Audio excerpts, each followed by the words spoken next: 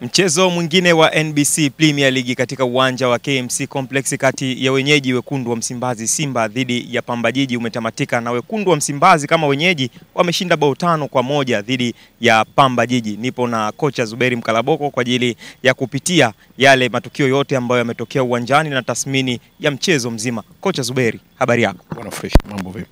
Mimi niko vizuri, uko vizuri? Niko fresh, niambie. Kocha Zuberi, Pamba Jiji katika mchezo dhidi ya Simba Sports wamefungwa goli 5-1. Vipi performance ya Pamba katika mchezo huu kwa kupoteza kwa idadi kubwa ya magoli? Pamba waligeuzwa kuku wasiweze kuhatamia mayai. Kwa maana walikuwa wanawatengenezea nafasi Simba, sio kwa kupenda, kwa kulazimishwa kufanya poor positional discipline. Namna Simba walivyokuwa wanatengeneza mashambulizi yao na kutiririka kuja kwenye eneo la Pamba wakawa wanalazimika kutokukaa kwenye nafasi zao kwa usahihi kwa sababu ya quality yao, lakini pia kukosa heshima ya staili ambayo Simba wanacheza. Unajua Simba sio kukaa tu kwenye nafasi kuwazuia, lazima ujue namna gani unazitafuta nafasi wakiwa wanashambulia. Wakiwa wanashambulia wanakuja wengi.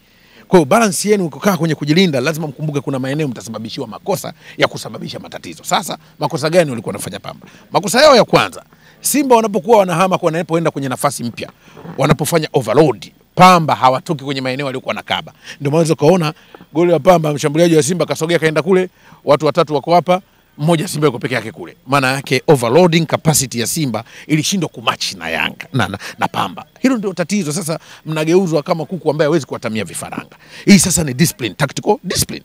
Na mara nyingi football inatakiwa watu wawe na tactical flexibility. Unaangalia unacheza na hii timu, mtindo wake wa kushambulia nini? Mtindo wa kushambulia wa Simba ni overload.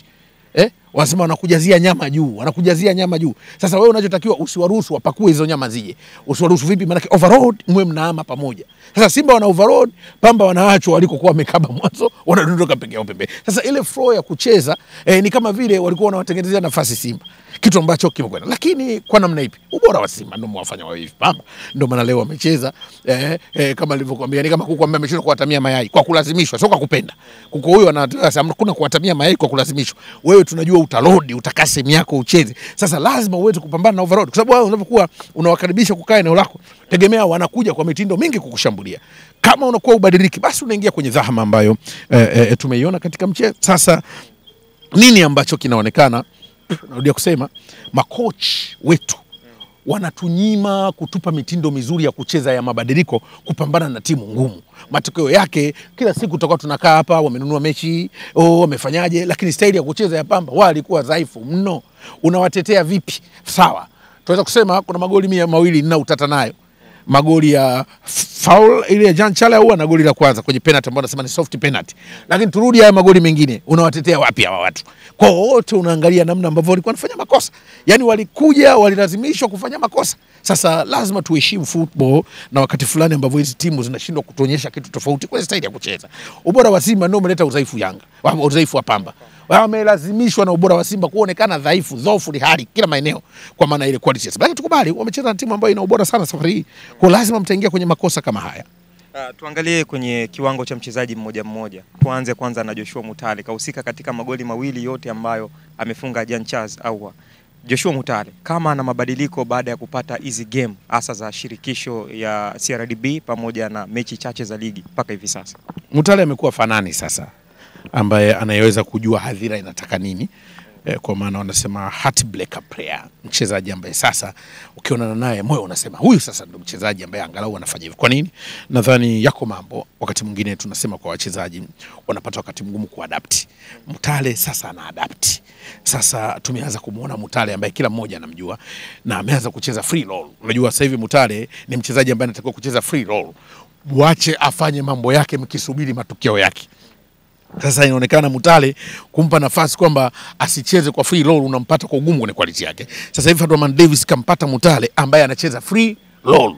Nenda kachukue mpira, sogeza kwenye matukio, kwenye mechi ambazo watu wanacheza compact. Mutale utampenda kwa sababu Mutale ni mchezaji ambaye ni good runner. good runner, positional runner, anatoka pale anakwenda kule. Wachezaji wengine sio ma sprint na positional runner, anaweza akatoka pale akaenda kule. Yeye ni mzuri akatoka pale akaenda kule, lakini akiwa anatembea na mpira kwenye mechi kama hizi ngumu. Na ndio maana unaona mechi ambazo watu wako compact unahitaji mchezaji kama Mutale. Kwa nini? Kwa sababu yeye tunasema ni industrious, anaweza kucheza kama kiwanda mwenyewe akalazimisha makosa mengi, lakini tabia yake ya kuwa positional runner, anakimbia kwenye nafasi vizuri, unamhitaji kwenye mechi kama hizi. Unaona running pass zake, anakwenda kwenye sides vizuri, anakimbia kwenye matukio na anatoka kwenye matukio akiwa anayatafuta kwenye mikimbio. Sasa mchezaji kama huyu unapompata kwenye quality yake na akiwa anacheza kwa ushirikiano mzuri na wenzake mobility, ndio unapata ubora ambao tunauona kwa Mutale. Yeye kawa sasa fanani huyu. Azira anaiburudisha. Mutale ni fanani sasa hivi. Anafanya vile ambavyo Azira inataka. Kwa hiyo ni kitu ambacho kwa wachezaji kinabadilika. Nadhani sasa hivi unaweza kuanza kupata hofu sasa quality ya Mutale na kuachana naye kwa ipi? Kwa sababu kwa hii pace aliyokuwa nayo, ubora ambao anaonyesha kabadilika. Sasa ni wachezaji ambao wakati mwingine mtu anaweza kukukatisha tamaa kama ndoa vile. Unakatishwa tamaa, wakati mwingine watu wanazoea changamoto, inakuwa amezulia ndo changamoto za mke wangu, lakini Mutale tayari amekuwa fanani, kabadilisha style ya uchezaji ambayo inaipa faida timu yake sasa. Tuhamie kwa Jean Charles Ahoua ambaye ameondoka na hat-trick nyingine katika mchezo huu dhidi ya Pamba Jiji. Jean Charles Ahoua anatajwa moja kuwa ya kiungo ambaye anaongoza kwa idadi kubwa ya magoli mpaka hivi sasa kwenye ligi ya NBC. Vipi kwa Jean Charles Ahoua? Ni mchezaji wa mahesabu, sio sanaa. Na nimekuwa nikiwaambia watu na nikirudia tena na tunasema mara nyingine, Jean Charles Ahoua ni mchezaji wa mahesabu, sio sanaa. Sio mchezaji ambaye utampenda kwa sanaa. Yeye sio msanii, hana sanaa. Yeye ni mchezaji wa mahesabu, mchezaji wa matukio halisi, mchezaji wa ushindi, mchezaji wa kupambania ushindi, sio mchezaji wa sanaa. Mpira umegawanyika, kuna watu wanapenda wachezaji wa sanaa. Jean Charles Ahoua sio mchezaji wa sanaa. Mtu yote anayetaka mahesabu na mechi mtumie Jean Charles Ahoua. Utamuona kwenye hesabu za mpira wa miguu ni magoli. Ndio kwamba kwa hesabu za mpira wa miguu ni pasi. Ndio Jean Charles Ahoua. Sasa kwa mtu anayependa mchezaji wa sanaa, huwezi kumpenda Jean Charles Ahoua kwa sababu sanaa yeye haifanyi sana. Yeye anacheza kimahesabu. Anaweza usimuone kusukumana na watu, uwezi kumuona anakimbiza na watu kwa watu wa kule kawaleta huku, lakini angalia kwenye takwimu kwa bora. Leo ukisema mchezaji wa sanaa alikuwa Mutale, kaonekana kwenye matukio mengi, lakini mchezaji wa mahesabu sahihi ni Jean Charles Ahoua. Sawa sawa. Sasa football lazima ibulikane, kuna wachezaji wa mahesabu na wachezaji wa sanaa. Na hawa kadiri mechi zinavyokwenda tunawaona. Ndio Jean Charles Ahoua ni mchezaji wa hesabu zaidi kuliko sanaa. Na hiki tunachokiona ndio anachokifanya. Muangalie kwanza Federation huko. Njoo kwenye ligi hapa. Wanaotaka mchezaji wa sanaa ndio wanamkosea Jean Charles Ahoua. Yaani unataka ng'ombe ageuke kuwa paka. Ng'ombe atabaki ng'ombe na paka ni paka. Jean Charles Ahoua yeye ni mchezaji wa mahesabu, mnakamua maziwa mnakunywa, ni ng'ombe.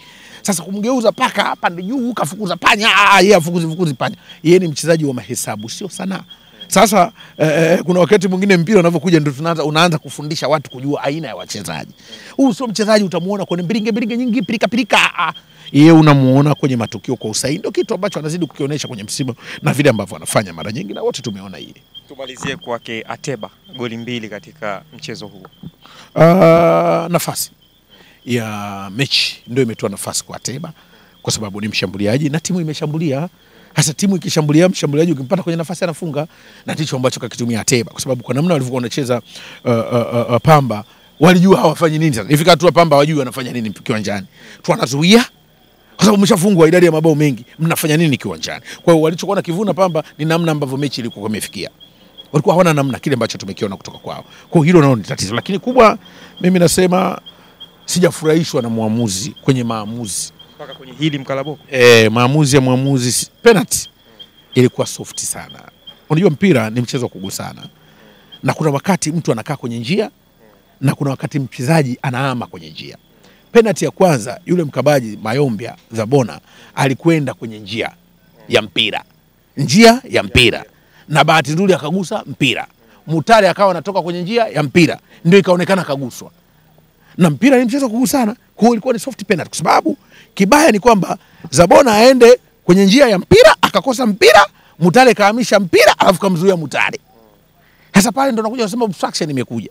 Lakini anaenda kwenye njia ya mpira, kaukuta mpira, Mutale kataka kuama ndo kajigonga kwenye mguu wa Zabona wakati akagusa mpira. Lakini ukiangalia goli la pili lililozalisha foul, ule mpira yule Mwashinga mlinzi aliucheza ndio maana ukabadili mwelekeo kwenda kule.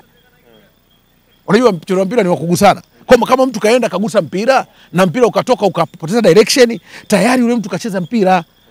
Sasa mtu mwingine anaweza kahoji kwamba sasa kwani labda ndo kacheza faulu mpira umbadilisha direction? Hapana, alianza kucheza mpira ukaondoka ndo akaja kukutana na Mutale tena. Sasa unagundua kwamba wakati mwingine kasi za mchezo ndio zinaonyesha udhaifu wa waamuzi. Kasi ya mchezo ndio imetuonyesha udhaifu wa Shomari Lawi. Na ndio maana anaingia kwenye mabalaa kwamba ni waamuzi wa mchongo kwa sababu ya mazingira kama haya. Kasi ya mchezo imemtoa mchezo, penalty soft, ile foul pili miama imeenda kule. Sasa wakati mwingine waamuzi wetu sasa tunashindwa kuelewa sasa quality, mipango wanakuja kutuvuruga. Lakini kweli super performance ya Simba kwenye mchezo ilikuwa nzuri zaidi. Vipi kuhusu red card ambayo alipata mchezaji wa Pamba? Inaonekana kama alimtupia maneno muamuzi. Inatokea mechi kama zile, inatokea na red card ya maneno huwa inatokea. Kwa maana kwa ina mechi ilivyokuwa, Pamba wakati mwingine wanadhani wameonewa sana, lakini ukiangalia kuna controversy kwa namna fulani kwa muamuzi, inatokea kuleta maneno kama hayo. Kwa hivyo huwa inatokea kwenye michezo kama hiyo. Inatokea mara nyingi. Yale makosa ya muamuzi tunaweza tukayajumuisha kama makosa ya kibinadamu. Sasa binadamu, muamuzi akikosea ni binadamu, unatashinda wewe kumtenganisha na ubinadamu wake. Muamuzi akikosea ni binadamu, huwezi kumtenganisha na ubinadamu wake, lakini ni makosa ya udhaifu wa kufasiri sheria haraka za waamuzi wetu. Yaani wanakuja wakiwa wanadhania Pamba atafanya makosa kwa Simba kwa sababu ya aina ya mechi. Unajua makosa mengine ya waamuzi wetu yanatokana na aina ya mechi. Mechi kama ya leo unajua tu kwamba Pamba leo hapa atakuja kukumba watu.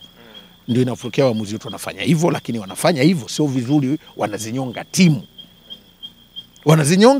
timu. Muamuzi kawanyonga Pamba kwenye yale matukio mawili. Kawanyonga kwenye penalty, lakini mechi imelazimisha Pamba wawe vile. Kwa sababu quality ya Simba ndio imelazimisha hayo makosa ya waamuzi. Sasa kuna wakati sasa unakumlaumu Simba au unamlaumu muamuzi? Muamuzi mwenyewe na uwezo wake mbovu wa kutafsiri matukio. Hasa usikumlaumu mtu anayeshambulia. Kwa Simba anashambulia, anapromosha mawe kwenye shimo. Sasa unamlaumu vipi? Yule anayeshindwa kuonyesha kwamba ile iwe sahihi au sio sahihi. Kwa makosa ya waamuzi yanatokana na ubora wa Simba wakati mwingine. Shukrani sana kocha Zuberi Mkalaboko. Asante sana. Mtazamaji wa Bongo Headlines, huyo ni Zuberi Mkalaboko, kocha wa masuala ya mpira. Tulikuwa tunazungumza naye hapa kuhusiana na mechi ambayo imetamatika katika uwanja wa KMC Complex kati ya Wekundu wa Msimbazi dhidi ya Pamba Jiji, ambapo Pamba Jiji ameondoka na goli moja la kufutia machozi. Wekundu wa Msimbazi wameshinda kwa bao 5 mkono. Shukrani sana kwa kutufuatilia mtazamaji wa Bongo Headlines. Mimi naitwa Dickson George, nyuma ya kamera alikuwepo Medadius Mandoro. Kumbuka kusubscribe pamoja na kubonyeza alama ya kengele uwe wa kwanza kupata taarifa zetu.